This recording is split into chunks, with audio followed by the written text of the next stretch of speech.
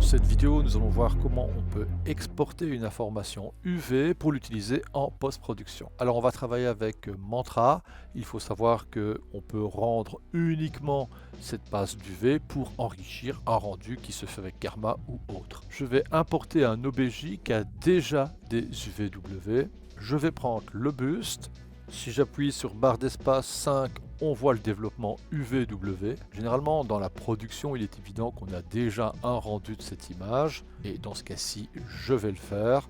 Bouton droite, Save Texture UV to Image. Je vais dans un dossier, je donne un nom. Je vais appeler ça UV référence. Point et un JPEG suffira. Je vais donc faire l'extension JPEG. Accept. Je vais mettre une taille de 1000 par 1000. Accept. On va vérifier si dans le dossier on a bien l'image JPEG, la voici, et c'est celle-ci qui va me servir de référence pour la post-production.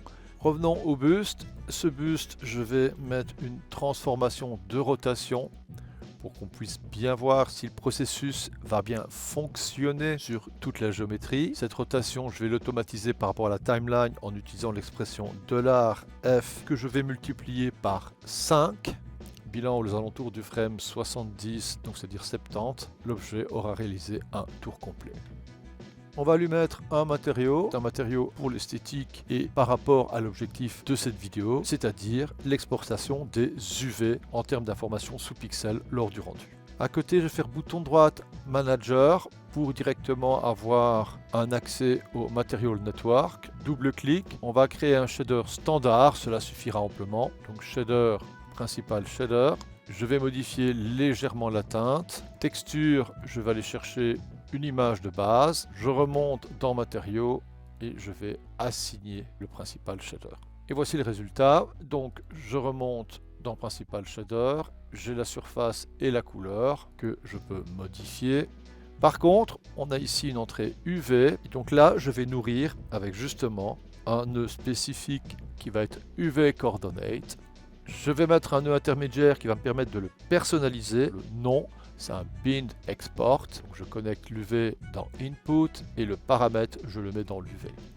Bind export dans name, c'est ici où vous allez donner le nom de votre information sous pixel. Et je vais l'appeler tout simplement UV. Vous mettez les noms que vous désirez.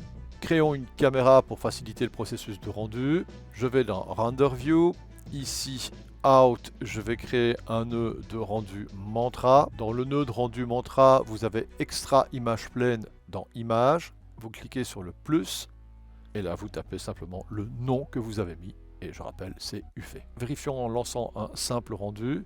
On va développer ici l'affichage des channels. Le C, c'est le channel RGB. Et si je développe, on voit le channel UV. Voici les coordonnées UV avec les jonctions de texture. Et en effet, on voit bien les jonctions de texture en fonction de comment ont été développés mes UV. Pour accélérer le rendu, je vais réduire le noise level en mettant 1, ça me suffira amplement. Les pixels sample, je vais les mettre à 2. Dans la durée de rendu, je vais dans Render Frame Range, dans le channel 240, je vais le désactiver en faisant un Delete Channel via le bouton de droite, mettre le frame 70-70 afin qu'il ne calcule que de 1 à 70. Je clique sur Image et là je vais choisir mon dossier pour le rendu, mettre un nom, ne pas oublier $F4 pour avoir une série de 4 chiffres dans l'incrémentation et on va prendre l'extension EXR. On valide avec Accept et on clique sur Render to Disk. Pendant que le processus se calcule, on va aller maintenant dans Nuke. Dans Nuke, je vais charger l'image de référence UV, la voici, ainsi qu'une séquence vidéo exemple. Cette séquence vidéo n'est rien d'autre que des flammes. Et je vais chercher maintenant la série EXR qui a été renderisée. Cette série d'images renderisées comporte les informations RGB, l'alpha, et nous retrouvons ici notre passe UV, qui bien sûr suit l'animation. Restons en RGB et on va utiliser le STMap. Alors STMap, c'est l'équivalent de UVWMap ou UVMap, mais comme j'ai déjà expliqué, le nom UV Mapping vient tout simplement du concept des vecteurs 3D, et on a choisi les 3 lettres avant les axes X, Y, Z, et ça donne UVW.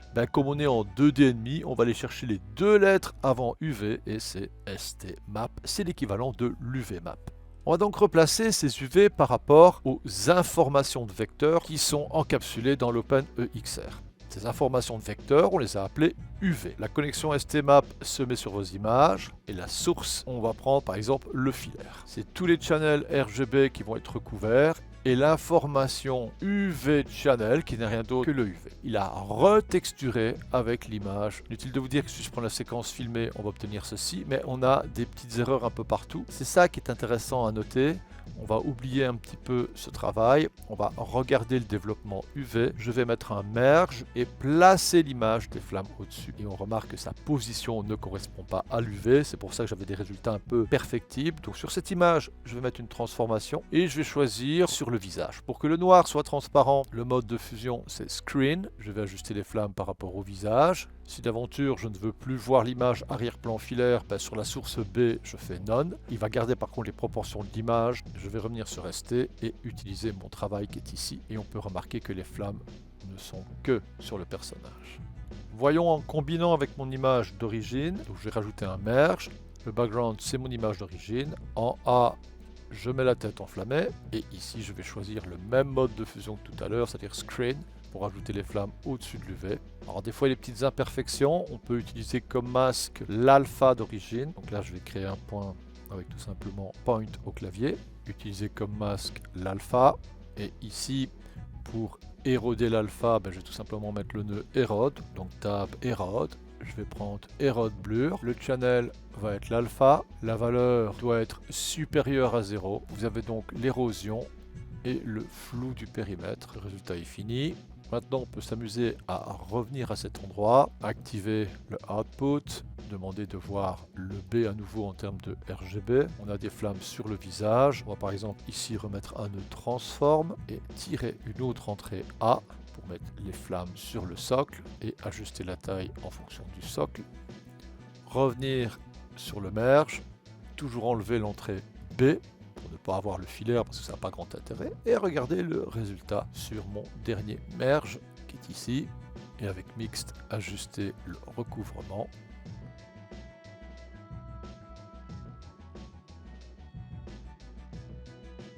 Il est évident que ceci était une version par rapport à Mantra, une version relative à Solaris arrive tout de suite. Là on a vraiment de la chance parce que directement on aura tout en temps réel dans le viewport.